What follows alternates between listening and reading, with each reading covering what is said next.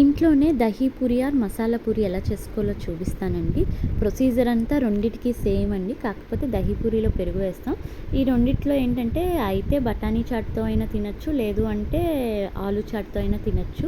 ఇదనే కాదండి, మసాలా పూరి అయినా, దహీ పూరి అయినా, పానీపూరి అయినా, బఠానీ చాట్ ఆర్ ఆలు చాట్ ఏదైనా బాగుంటుంది. మీరు 2 ట్రై చేయండి. మన ప్రీవియస్ వీడియోస్‌లో 2 ఉన్నాయండి. బఠానీ చాట్ ఎలా చేసుకోవాలో, ఆలు చాట్ ఎలా చేసుకోవాలో.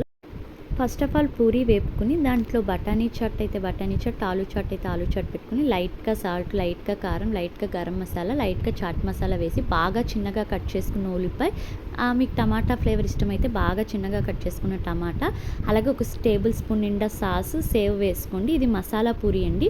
ఈ ప్రొసీజర్ అంతా సేమ్ అండి. ఆ ప్రొసీజర్‌లో లాస్ట్‌లో ఒక టేబుల్ స్పూన్ పెరుగు వేస్తే అది దహీ పూరి అండి. 2 చాలా వచ్చాయండి. దహీ పూరి అయితే చాలా అంటే చాలా వచ్చింది. ఎందుకంటే ఆ సాస్ కాంబినేషన్‌కి పెరుగు, లైట్‌గా చాట్ మసాలా, ఉల్లిపాయి, ఈ సేవ్ తగులుతుంటే చాలా అంటే చాలా బాగుంది.